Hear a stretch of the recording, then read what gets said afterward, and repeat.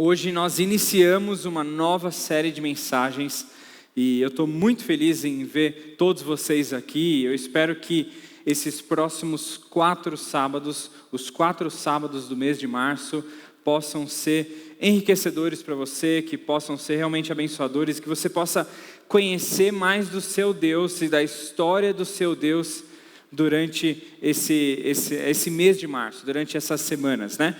Nós saímos de uma série muito legal, Resoluções. E se você é novo aqui e não acompanhou essa série de mensagens, ou você que quer revisitar, você pode ir para a nossa página do YouTube, a Conexão Primeira, Oficial Conexão Primeira, vai estar lá uma playlist de culto de jovens e você pode ver todos os cultos que a gente está gravando e colocando no YouTube para a gente poder revisitar e aprender ainda mais, tá bom?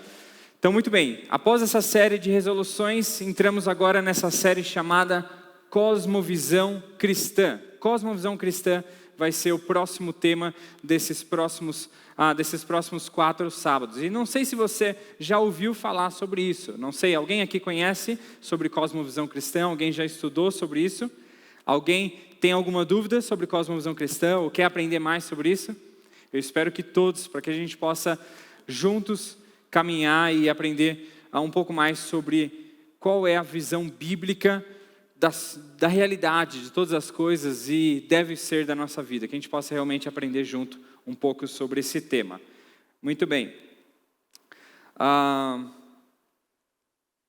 Cosmovisão, essa palavra cosmovisão e tudo isso que a gente vai estudar tem muito a ver com essa palavra em alemão aí, e eu queria desafiar se tem alguém que consegue falar ela. Alguém sabe? Quem consegue falar se está certo? Eu olhei no Google Tradutor, mas tentei repetir e minhas habilidades linguísticas não chegam a esse ponto. Não consegui reproduzir essa palavra, mas a ideia é que cosmovisão foi um termo muito falado ali na filosofia alemã por volta do século XVIII e as pessoas começaram a pensar um pouco mais sobre isso, sobre esse modo de olhar o mundo, né? Por quê? Porque as pessoas começaram a identificar que pessoas diferentes olhavam para as mesmas situações, ou para os mesmos objetos, ou para as mesmas experiências, e tinham interpretações diferentes. E eles começaram a olhar para isso e falaram, tem alguma coisa estranha aí. Então parece que cada pessoa tem uma cosmovisão, cada pessoa tem uma visão de mundo, cada pessoa tem um modo de olhar o mundo, e por isso que elas enxergam as coisas de diferentes formas. Por exemplo, nós cristãos, quando passamos pelo sofrimento, nós somos desafiados a olhar para isso de que forma? Somos desafiados a olhar o sofrimento como uma provação. E a provação é colocada na nossa frente pelo nosso próprio Deus, para que a gente possa crescer. Mas a gente também sabe que o nosso Deus nos auxilia, nos ajuda a passar por essa provação e ganhar maturidade com ela.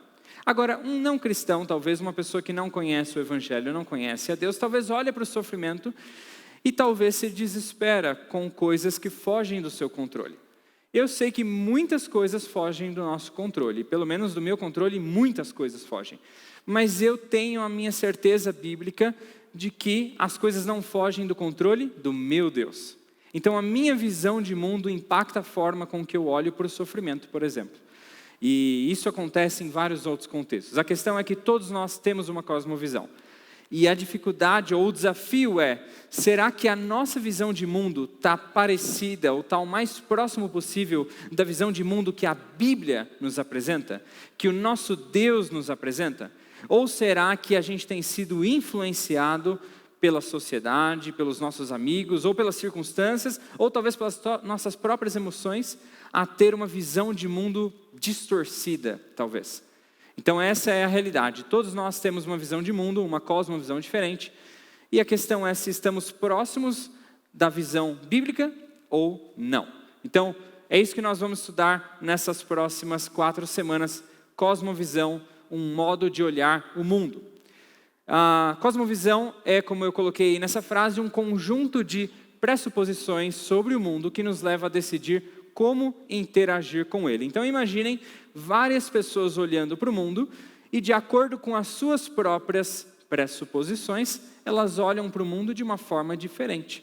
Talvez pessoas olham para o mundo como um lugar muito legal, outras pessoas um lugar assim muito sofrido, outras pessoas como um lugar que é um parque de diversões para ela. Outras pessoas olham para o mundo como uma escola. Enfim, diversas pessoas com as suas pressuposições olham para o mundo de uma forma diferente, com a sua própria cosmovisão, e decidem como elas querem interagir com esse mundo.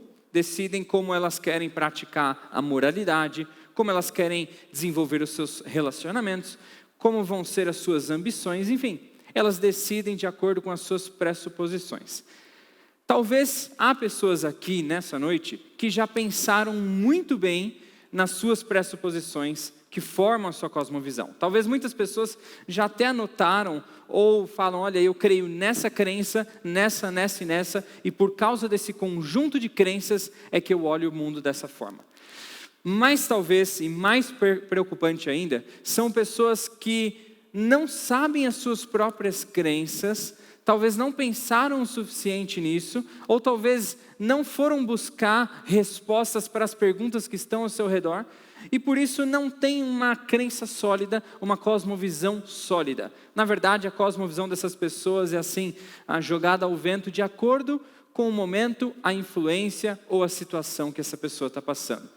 Eu espero que ao final dessas 4 semanas, todos nós possamos estar com crenças bem firmes em pelo menos 4 pilares que a gente vai estudar aqui. E a partir dessas 4 verdades, 4 pilares, a gente possa, com uma crença firme, com verdades absolutas no nosso coração, a gente possa olhar para o mundo de uma forma mais e mais aproximada com a cosmovisão cristã. Esse é o nosso objetivo nessas 4 semanas. Para exemplificar um pouco melhor, olha para essa imagem, uma cidade muito bonita, né? Muito bonita mesmo, e essa cidade, ela, pelo menos agora, ela está sendo vista aqui por todos da mesma forma, a não ser que você tenha um pouco de dificuldade nos olhos, e está sem o óculos agora, talvez você está enxergando meio embaçado, ou alguma coisa do tipo, mas eu creio que a grande maioria está enxergando da mesma forma, com uma pessoa atrapalhando aí na frente, né? Mas a cosmovisão das pessoas é mais ou menos como filtros que a gente adiciona sobre essa imagem. Então, eu coloquei aqui alguns filtros que simbolizam a nossa cosmovisão. Algumas pessoas olham para essa cidade com uma forma diferente. Talvez outras, uma forma mais diferente ainda, uma forma alaranjada ou coisa do tipo. Ou talvez um pouco mais escura, um pouco mais de trevas ou algo do tipo. A questão é que essas cores nos mostram ou nos simbolizam as diferentes formas de olhar para uma realidade. Então, eu quero que vocês entendam a cosmovisão exatamente como filtros ou óculos que você coloca na sua frente por causa das suas crenças, e aí você enxerga a mesma coisa com uma interpretação diferente. Então, talvez você está sentado do lado de uma pessoa que está enxergando tudo isso que está acontecendo nesse culto de uma forma, mas a pessoa do seu outro lado está enxergando de uma outra forma completamente diferente, porque ela tem uma visão de mundo diferente, uma lente diferente, um filtro diferente, um óculos diferente, que é composto com as suas crenças. E por isso que nós observamos coisas iguais, na realidade, de formas diferentes, com interpretações diferentes. Bom, o desafio para nós cristãos é não adotarmos esses filtros ou esses óculos que o mundo oferece, ou que os nossos desejos oferecem, ou que a roda de escarnecedores, como o Salmos 1 fala, nos oferece. Nós precisamos olhar o mundo de uma forma coerente com a palavra. E a palavra de Deus, ela é um presentaço para nós. Porque o nosso Deus nos presenteou com ela e com o Espírito Santo para ministrar ela no nosso coração, de uma forma que, com a palavra de Deus, nós conseguimos compreender todas essas difíceis questões que nós vemos no mundo. Nós conseguimos a resposta para as perguntas mais difíceis que nos rondam, que nos sondam, e a gente consegue descobrir um pouco melhor qual é a forma que Deus olha para essas situações, para que a gente possa ter essa mesma visão, essa mesma cosmovisão. Então a ideia é que nós possamos colocar essa cosmovisão cristã, como os meus óculos aqui, na frente dos nossos olhos, para que a gente possa olhar para o mundo e para as situações do mundo de uma forma ainda mais parecida com a que Deus olha e espera que nós vivemos e interagimos com elas, né? Cosmovisão, então, é um conjunto de pressuposições sobre o mundo que nos leva a decidir como interagir com ele. Essa é a verdade sobre cosmovisão. A cosmovisão que nós temos, ela acaba se tornando como um mapa. Ela nos orienta a como nós vamos agir em determinadas situações. Quando a gente olha para algo, essas nossas convicções e crenças nos falam, olha, nessa situação você vai agir assim. Nessa outra situação, você vai reagir dessa outra forma. E a gente pode pensar um pouco nisso de forma prática, pensando em algumas cosmovisões que podem, talvez, estar nos assediando, nos tentando, né? Eu coloquei aqui pelo menos 3, o secularismo, o humanismo, o relativismo, né? Essas visões de mundo distorcidas que tentam nos mostrar algo contrário à palavra de Deus. Por exemplo, o humanismo, né? Ou o próprio hedonismo, né? Que pensa nessa satisfação nossa. Então eu vou olhar para o mundo como um lugar que vai me dar satisfação a qualquer custo. Esse é o hedonismo, né? E eu quero buscar essa satisfação em tudo, porque esse é meu alvo de vida. Então uma pessoa que usa esse tipo de cosmovisão, em tudo que ela fizer, ela vai querer estar satisfeita, ela vai querer buscar satisfação. Se um relacionamento não está trazendo tanta alegria, descarta, busca um relacionamento que te satisfaça, né? Se algum tipo de relação física não te dá um certo tipo de satisfação, então vá mais fundo, busque uma relação física que te dê satisfação. Quando talvez as suas finanças ou a forma de lidar com as finanças não está dando satisfação, então vai mais fundo, se necessário até furte, para que isso te dê satisfação. Enfim, algumas visões de mundo que entram na nossa cabeça acabam mudando a forma da gente tomar decisões e de agir nas diversas situações da vida, né? Por exemplo, quando a gente olha para os prazeres, para os sofrimentos ou para as nossas ambições de vida. Talvez muitos cristãos entendem que os prazeres precisam ser assim, santos, né? A gente precisa estar satisfeito em Deus e tudo mais. Talvez muitos cristãos entendem que o sofrimento tem que ser olhado de uma forma, com uma perspectiva bíblica, e a gente tem que perseverar no sofrimento, a gente tem que entender que Deus está no controle. Assim como Jó passou por muito sofrimento, Deus era soberano, Deus continuou soberano e Ele perseverou. Mas talvez algumas pessoas pensam, olha, ambições, desejos e sonhos, isso é a minha praia, que Deus não se interfira nisso, porque isso é o que eu quero. Eu quero esse emprego, eu quero esse tipo de casamento, eu quero esse tipo de estabilidade financeira, eu quero isso na minha vida e vai acontecer dessa forma porque é isso que eu quero. Então talvez algumas pessoas colocam as suas ambições não debaixo do crivo da palavra de Deus, os seus sonhos debaixo dos sonhos de Deus, mas elas nesse momento acabam colocando um óculos dos seus próprios desejos. E elas olham para os sonhos, para as ambições, não como algo que Deus pode fazer na vida dela de acordo com a vontade dele, mas algo que ela vai fazer da forma que ela quiser, no momento que ela quiser, do jeito que ela quiser. Então, esse é o problema de nós não termos uma convicção firme na palavra de Deus e na cosmovisão cristã.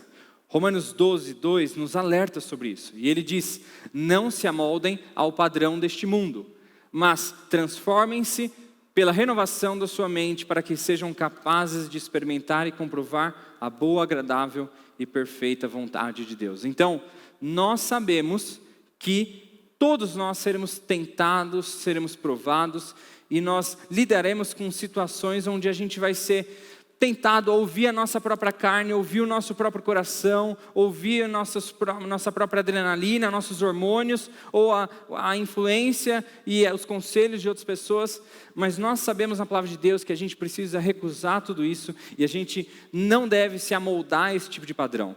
O padrão que a gente tem que seguir, o estilo de vida que a gente tem que ter, é o estilo de vida que Deus quer que a gente tenha, ou a vontade dele na nossa vida. Então a vontade de Deus é boa, perfeita e agradável. E eu preciso cada vez mais ser humilde e me colocar à disposição de Deus e falar, Deus, eu não estou achando que é agradável, estou desconfiando que é boa e acho que não é perfeita, mas eu quero que o Senhor me mostre, que o Senhor trabalhe na minha vida e me mostre que a minha vontade é muito, muito ruim, bem pior, e eu preciso entender que a sua vontade ela é perfeita. Faz isso no meu coração, me ajuda a entender, me ajuda, trabalha no meu coração, me dá maturidade. E quando a gente pede isso a Deus e busca não se amoldar aos padrões do mundo, é aí que a gente vai crescendo e tendo maturidade e não caindo nas tentações. Mas 4 perguntas surgem sobre esse tema e elas vão ser as bases que a gente vai usar aqui na nossa série de mensagens. De onde viemos, qual o problema do mundo, qual a solução deste problema e para onde vamos. Se você perguntar para qualquer pessoa essas 4 perguntas, elas certamente vão mexer na cabeça da pessoa. Talvez uma pessoa de uma outra religião, se você falar, olha, de onde nós viemos? Ou ela vai ter uma resposta pronta da religião dela, ou talvez ela vai falar, olha, não sei. E essa pergunta me persegue até hoje e eu simplesmente não sei. Talvez algumas pessoas vão falar, olha, eu fui criado por causa dessas movimentações químicas e físicas e coisas do tipo, e foi tudo obra do acaso, e na verdade foi assim que nós surgimos no mundo.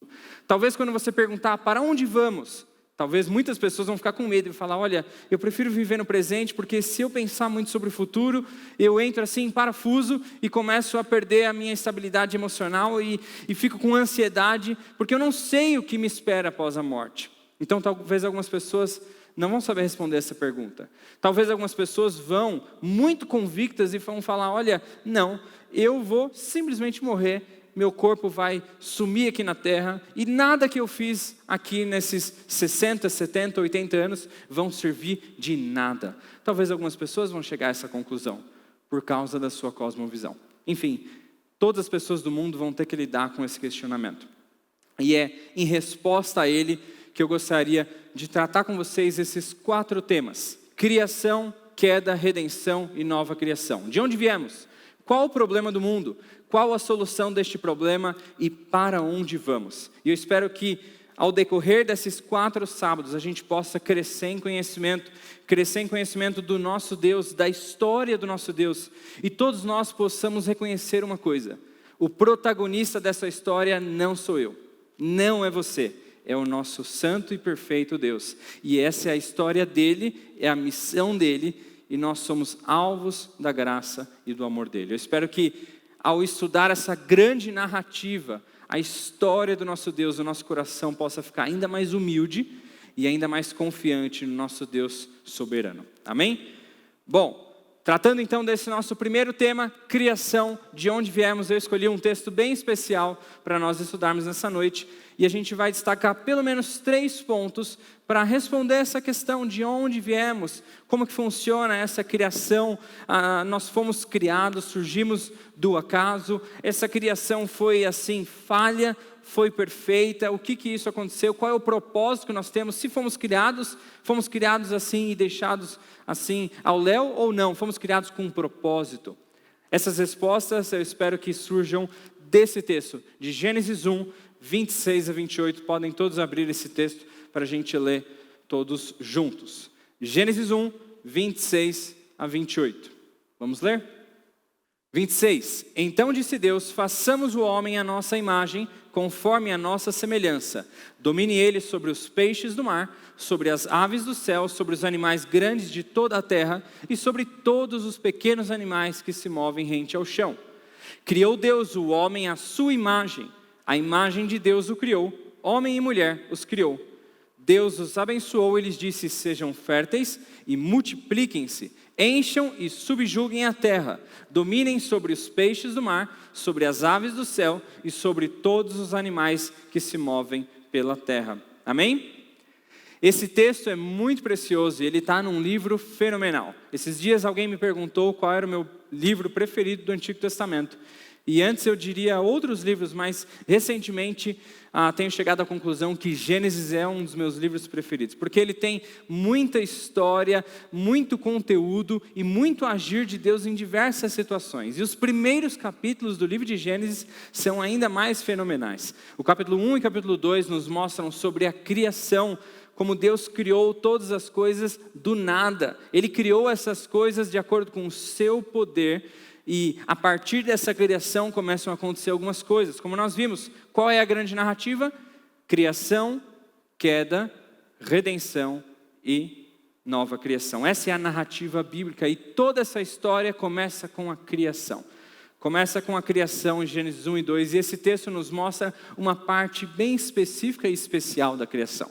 Um pouco antes desse texto, a palavra de Deus nos ensina que em vários dias Deus criou os animais, Deus criou o mar, a água, Deus criou as estrelas, a luz, Deus criou tudo que nós temos aqui na natureza, toda essa beleza. Mas então Deus criou o homem e a mulher. Deus criou o ser humano, Ele criou o ser humano, e a partir dessa criação é que o desenrolar da história começa. E o relacionamento com Deus, a gente ganha esse privilégio de relacionamento com Deus a partir dessa história. Adão e Eva foram criados por Deus, e eles foram criados com esse objetivo de serem adoradores de Deus, para que eles pudessem se relacionar com Deus e adorarem a Deus e serem os representantes de Deus aqui na terra. Eles viveram períodos e épocas muito boas e muito felizes, e eu queria poder até ver um pouco como é que foi isso. Eu espero que um dia possa perguntar para Deus e talvez tirar algumas curiosidades de como que era essa criação perfeita, ainda sem pecado, junto ali com Deus, tendo esse tempo, essas conversas, essa comunhão com o nosso Deus Criador, e tudo deve ter sido muito fenomenal. Mas, adiantando um pouco alguns temas que a gente vai estudar nesses sábados, eu quero te adiantar que talvez você não participou desse período, mas você vai poder participar de um período ainda mais majestoso. Um período de glorificação de todos nós que aceitamos a Cristo, que nos tornamos filhos de Deus e também de toda a criação, e a gente vai poder viver em unidade perfeita e santa e eterna com Deus por toda a eternidade. Vai ser belíssimo, e a gente vai estudar um pouco mais sobre isso. Mas toda essa história também começou de uma forma bela demais. A criação de Deus é bela demais, e a gente consegue identificar isso quando nós olhamos para tudo aquilo que foi falado no mês de janeiro, no especial de Ciência e Fé. Quando a gente olha para todas essas provas e esses fatos e essas evidências na química, na biologia, na física, em todas as ciências que nós observamos, nós vemos a presença de Deus, nós vemos um design inteligente e vemos como o nosso Deus é perfeito demais e o nosso Deus é poderoso demais ao ter criado tudo isso com a mais perfeita, com uma exatidão, com detalhes, com perfeição. Isso foi o que o nosso Deus fez em toda a criação. Mas Ele criou o homem e criou a mulher. E essa parte da criação recebe um destaque ainda maior. Porque nós recebemos esse grande privilégio e também responsabilidade de sermos representantes de Deus e de nos relacionarmos com Deus e de sermos alvos do amor e da graça de Deus. Que privilégio esse! Eu espero que você entenda, reconheça e cante esse privilégio junto comigo após estudarmos esse texto. Bom, nós observamos pelo menos uma verdade logo no comecinho do texto, uma verdade que pode nos servir como pilar, que nós fomos criados por Deus. O texto é bem claro e nós precisamos olhar para esse texto com um olhar de fé. Precisamos olhar com fé para esse texto e para toda a palavra de Deus e com fé em nosso Deus, de que Ele de fato é poderoso e soberano para ter criado todas as coisas, inclusive a nós. O nosso Deus nos criou, e essa é a primeira verdade que se destaca no texto. O texto diz: façamos o homem, criamos o homem. Deus é quem criou o homem e posteriormente criou também a mulher. Então, nós fomos criados, não surgimos do acaso. Nós fomos criados por um Deus perfeito, nós somos criaturas, não somos ali uma explosão de coisas aleatórias que culminaram nessa vida que temos hoje, mas um designer inteligente criou esse design inteligente que nós conhecemos hoje. Toda a criação e o corpo humano com as mais perfeitas características. Nós fomos criados por Deus. E eu espero que a série de janeiro, tenha fortificado bem isso no teu coração. Além de sermos criados por Deus, não surgimos do acaso, nós também fomos criados não apenas por qualquer ser, ou por um ser limitado. Não, nós fomos criados por um Deus perfeito, por um Deus trino e por um Deus eterno. Ou seja, o nosso Deus, o nosso Criador não foi criado. Ele sempre existiu e sempre existirá. Ele existe por toda a eternidade, Ele que criou o próprio tempo, assim como Ele criou todas as coisas e criou a nós mesmos. Mas Ele é o Criador de todas as coisas e Ele é perfeito, Ele é trino e Ele é eterno. O nosso Deus é todo poderoso. E vocês percebem nesse texto que ele já nos mostra um pouco daquilo que a gente vai aprender em vários momentos da Bíblia, que o nosso Deus, ele é uma trindade, são três pessoas, que as três pessoas juntas são Deus. Três pessoas, Deus Pai, Deus Filho, Jesus Cristo, e Deus Espírito Santo. Os três são iguais em essência, os três são santos, os três são perfeitos, os três são o próprio Deus junto, três pessoas sendo um só Deus. O nosso Deus é um Deus trino, mas ele tem atuações diferentes. Então Deus Pai com algumas atuações, Deus Filho tem uma atuação bem especial ali na obra de redenção, morrendo no nosso lugar na cruz, e o Deus Espírito Santo que habita no teu coração e no meu coração hoje, todos cooperando para um mesmo propósito, todos sendo Deus único, trino e único, perfeito e santo e poderoso e eterno, sendo o próprio Criador do tempo, sendo o próprio Criador de todas as coisas e o Criador do ser humano. Então, fomos criados por Deus, fomos criados por um Deus perfeito, trino e eterno, e somos criaturas e dependemos do Criador. Nós somos apenas criaturas. Esse ponto é bem especial e esse ponto vai ter uma conexão direta com a nossa cosmovisão. Se nós, na nossa vida hoje, passarmos pelas nossas atribuições diárias, pelas nossas dificuldades, pelos nossos relacionamentos, pelos nossos anseios e sonhos, com essa verdade em mente de que nós somos criaturas de um Deus perfeito e somos dependentes dele, se a gente ter essa mentalidade de que nós somos frágeis, que nós somos limitados ao contrário do nosso Deus que nos criou, aí sim a gente vai olhar para as coisas de uma forma diferente.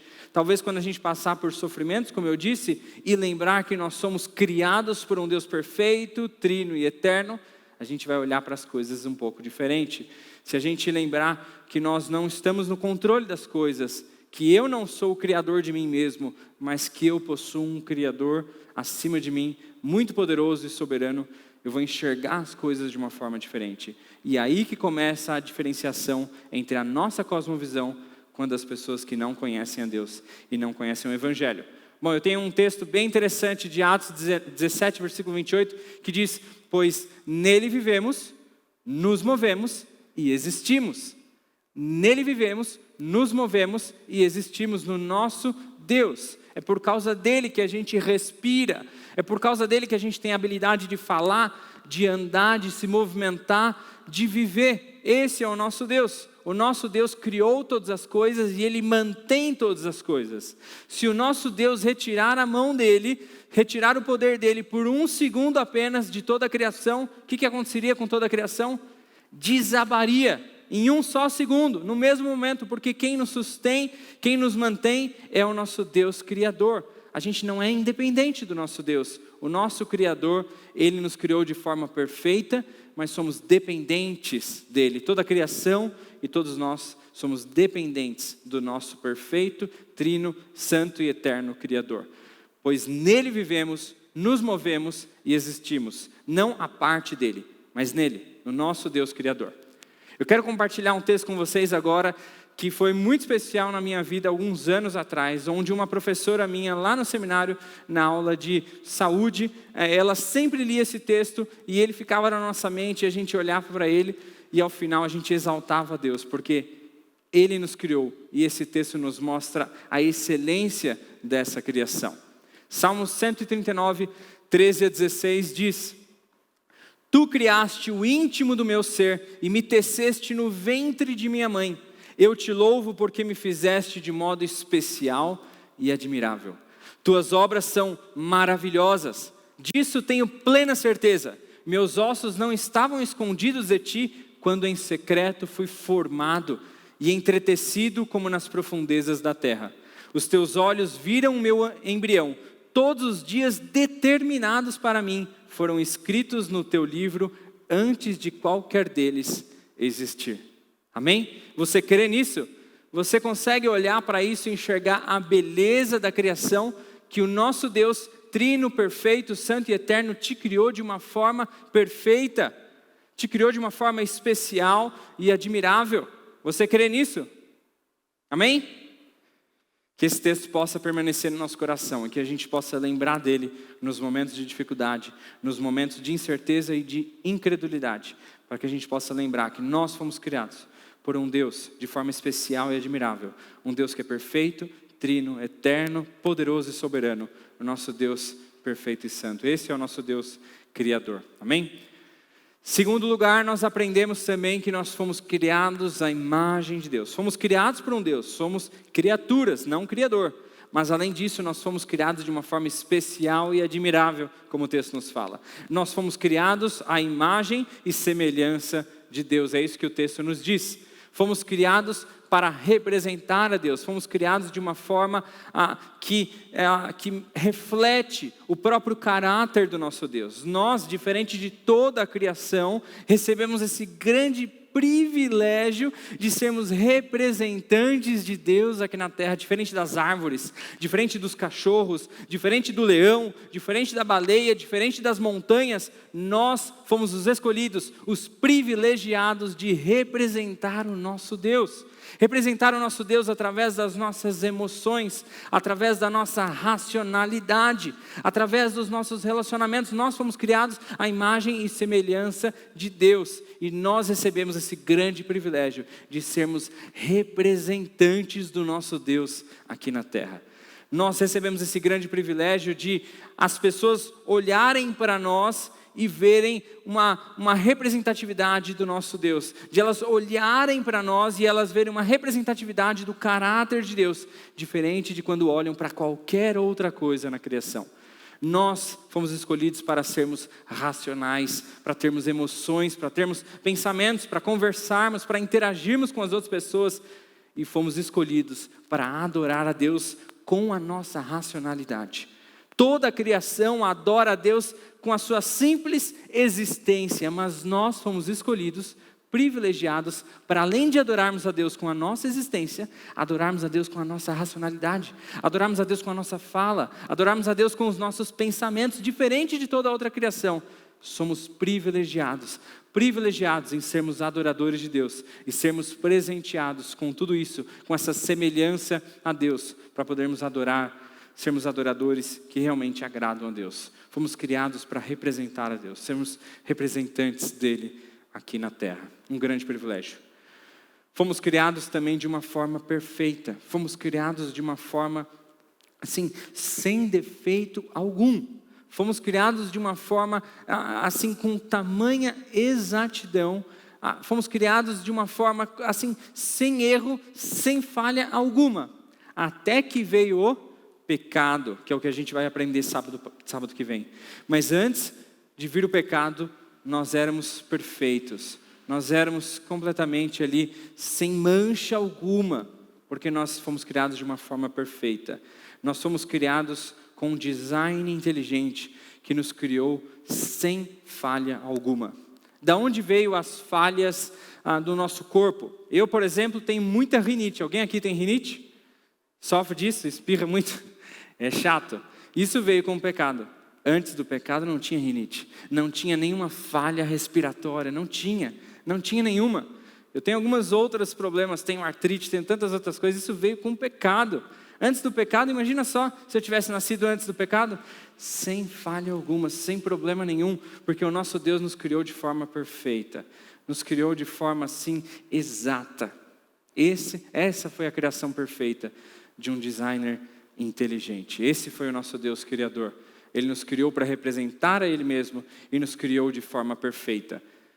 Nós recebemos um privilégio enorme. Esse é o nosso privilégio, de representar a Deus, de sermos criados à imagem de Deus e de sermos escolhidos dentre toda a criação, de sermos aqueles que vão se relacionar com Deus, aqueles que foram alvo da graça e do amor de Deus, aqueles que podem se comunicar e conversar e se expressar a Deus, aqueles que podem adorar a Deus com a sua boca, com seus olhos, com suas ações e com seus pensamentos.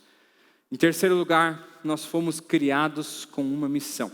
Fomos criados por Deus, fomos criados dessa forma mais bela e perfeita, a semelhança do nosso Deus, mas nós também fomos criados com uma missão. Temos um grande privilégio, mas temos também uma igual grande responsabilidade. Temos um grande privilégio, mas temos também uma grande responsabilidade. Primeiro, de sermos mordomos desse mundo. Nós fomos escolhidos por Deus, dentre toda a criação, para sermos representantes dele aqui nesse mundo.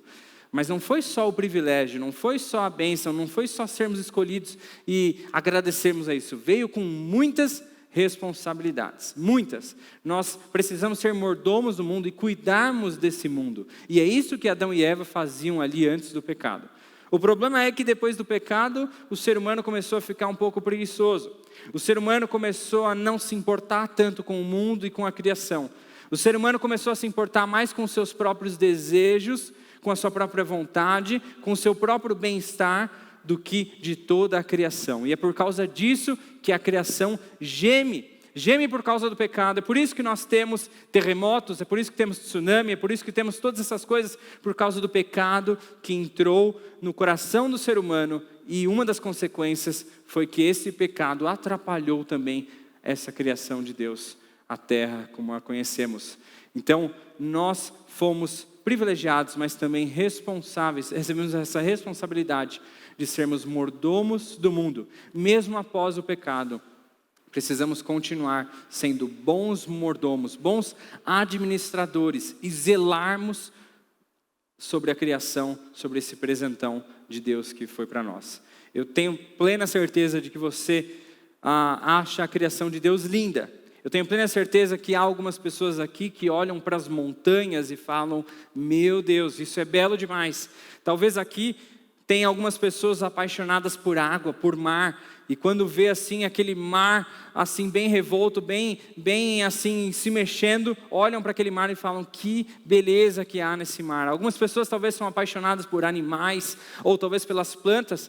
A questão é que toda a criação de Deus é digna da gente ser apaixonado e da gente olhar para ela e falar: é lindo demais, porque é tudo muito perfeito. Só que o problema é que nosso apreço ou nossa admiração por essa criação muitas vezes não induz a gente a sermos bons mordomos. A gente acha bonito até que essas coisas se estraguem. E a gente não se responsabiliza por essa grande missão de sermos bons mordomos da criação de Deus.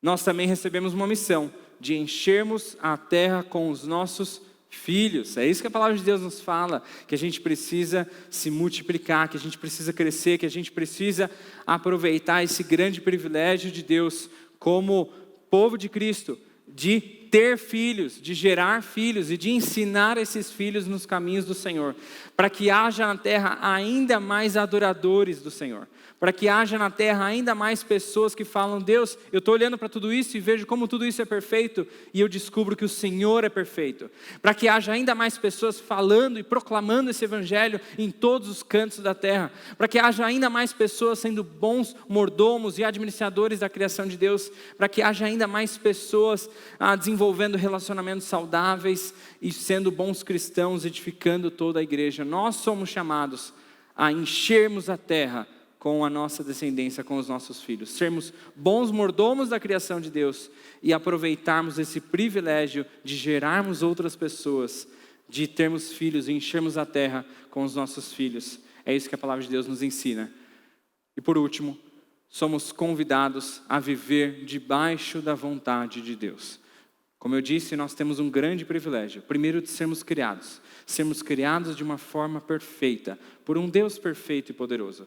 Temos um grande privilégio de sermos usados por esse Deus, de sermos representantes dele aqui na terra, de mostrarmos para as outras pessoas essa imagem e semelhança do nosso Deus. Temos esse grande privilégio de adorar a Deus com a nossa boca, com os nossos olhos, com as nossas mãos, com os nossos pensamentos. Temos também essa grande responsabilidade de sermos mordomos dessa criação e também de multiplicarmos, de enchermos a terra com os nossos filhos, mas também temos esse grande desafio de fazermos tudo isso que a gente comentou, debaixo da vontade de Deus e não da nossa. No sábado que vem nós vamos descobrir um pouco quando esse caminho começa a se entortar. A gente vai descobrir um pouco quando esse cumprir a vontade de Deus começa a ficar em segundo plano. E aí que as coisas desandam, tanto para a criação de Deus, quanto para nós, criatura, homens e mulheres, para o povo de Deus que começa a se esquecer desse Deus Criador e se esquece até mesmo de contar essas maravilhas para os seus filhos. Isso acontece com a queda, e é isso que é o problema que surge em Gênesis 3. Mas em Gênesis 1 e Gênesis 2, o desafio que fica é agradecer a Deus, exaltar a Deus, porque nós fomos criados por um Deus perfeito, de uma forma perfeita, e estamos debaixo da soberania dele, de um Deus trino, santo, poderoso e eterno. Esse é o nosso Deus. E eu espero que essa verdade não seja mais assim abalável no coração de vocês, mas que essa verdade possa ser assim bem fixa, que possa ser a base da sua cosmovisão, que seja a base do seu pensamento, que todas as coisas que você vai viver no seu dia a dia, enfrentar e ter que responder, que essa verdade de que nós fomos criados por um Deus perfeito, de uma forma perfeita, e que Ele está no controle de tudo, e Ele é o dono de toda essa criação, que essa verdade esteja cravada no teu coração, e que ela influencie as suas decisões, os seus pensamentos e o seu comportamento de agora em diante. Amém? Como o conhecimento sobre a criação muda a forma que você vê o mundo? Pense um pouco sobre isso, abaixa a cabeça nesse momento e pensa um pouco se talvez durante a sua caminhada cristã você deixou esse tópico um pouco esquecido. Se talvez esse tópico, talvez aquilo que nós lemos em Salmo 139, de que você foi criado de forma admirável e especial, que Deus te conhece desde o ventre da tua mãe, desde antes do ventre da tua mãe, se essas verdades, se essas preciosidades que nós lemos na palavra têm se esquecido do seu coração, que você possa recuperá-las nesse momento e pedir a Deus que Ele coloque elas bem fundo no teu coração e que elas gerem em você gratidão, que elas gerem em você humildade, que elas gerem em você um desejo ardente de exaltar o teu Deus, Criador, perfeito, trino, eterno e poderoso. O nosso Deus que é digno de toda honra e de toda glória. Senhor Deus, muito obrigado, Pai, por tudo isso que nós aprendemos, por tudo isso que nós revisitamos, verdades importantes para a nossa fé cristã. E eu te peço, Pai, que o Senhor use essas verdades aprendidas e revisitadas nessa noite, para que elas possam servir de base para a nossa cosmovisão. Que a gente possa olhar para os relacionamentos, para as finanças, que a gente possa olhar para o sofrimento, para os problemas, para as ambições, para os nossos sonhos de uma forma diferente agora.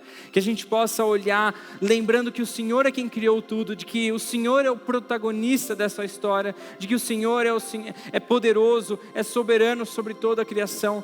E que nós recebemos esse grande privilégio, Pai, que a gente não pode murmurar, reclamar, ou talvez se enganar a si mesmo, pensando que nós somos os protagonistas, nós somos o centro do mundo. Não, nós somos adoradores do Senhor, Pai, nós somos um presente, nós recebemos esse presente do Senhor, e nós queremos reconhecer isso diante do Senhor, e juntos como corpo de Cristo, te adorar e te exaltar, reconhecendo isso e dizendo: Deus, muito obrigado por nos criar, Deus, muito obrigado por nos escolher entre toda a criação. Muito obrigado, Pai, por se relacionar conosco. Muito obrigado, Pai, porque o Senhor é perfeito e nos criou de uma forma perfeita, Pai.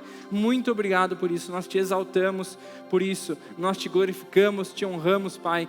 E nós colocamos o nosso coração de uma forma bem humilde diante de Ti, Pai.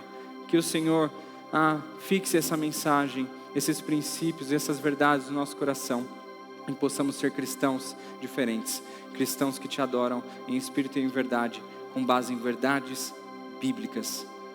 Em nome de Jesus, Pai. Amém.